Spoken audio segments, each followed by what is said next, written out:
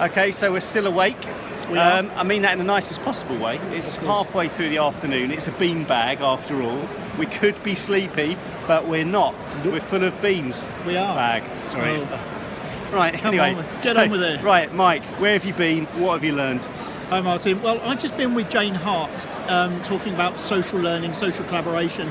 And she was talking about some of the problems that people have when they introduce technology-based systems to try to get people to be more collaborative at work around social learning, learning together, like we are now, learning together. And what she said was too many organisations really focus on the technology and not on the people aspects. So they go from Jive to Yammer to one platform to another, and they keep making the same mistakes. They just don't learn. You know, it's the old Einstein thing, isn't it? First sign of madness, doing the same things and expecting different results. Yeah, sure. But an interesting session. There was a key learning point though. Jane had intended on using a new Google interaction tool, but unfortunately technology failed at the beginning, so I think that threw out the plan. So there's a lesson there for us all. If you're going to use live tech, test it, and test it again. Yeah. How was yours? Well, mine was not as exciting as I'd hoped it might be.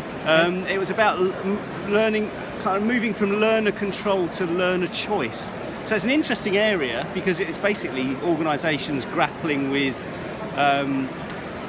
letting their employees learn for themselves, and let them in the wild, really. But there was the interesting bit was the issue around, how good are people at learning in the first place? I thought that was quite interesting because the assumption is that we all obviously are naturally learners, but actually how good are we? And the second, and I think the best thing I've heard from that session, and probably one of the best things I've heard today, is about reflective thinking and time for reflection. How do we make time to reflect on what we do every day? And that's what those two organisations, Tarmac and Booking.com, they were talking about that. And they're kind of trying to do that, but the culture is such that it doesn't happen. That's an interesting reflection because this morning, remember, Charles Jennings actually talked about reflection and the importance of that as an element. And certainly if we go back to self-learning, I mean, Rover back in the 80s were paying their employees to study anything they wanted to encourage learning. And even in the 80s, they were having trouble getting people to reflect. So I think that seems to be a sort of perennial problem. We're 30 years on and we're still doing stuff, but we're not actually reflecting on it. We're not really checking that stuff out. So maybe there's something to learn from that.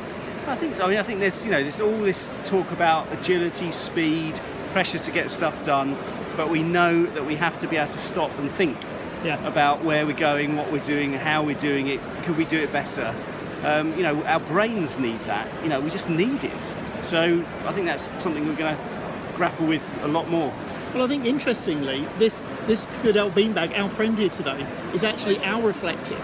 It's given us the time to come out of the sessions that we've been into, and given us. I mean, we have 30 seconds before we film this, just to go, what the hell was that about? Chance to reflect. It's still quite quick and agile, but I'm beginning to like our reflective beanbag here. And I hope you are too. We'll be back soon. We will.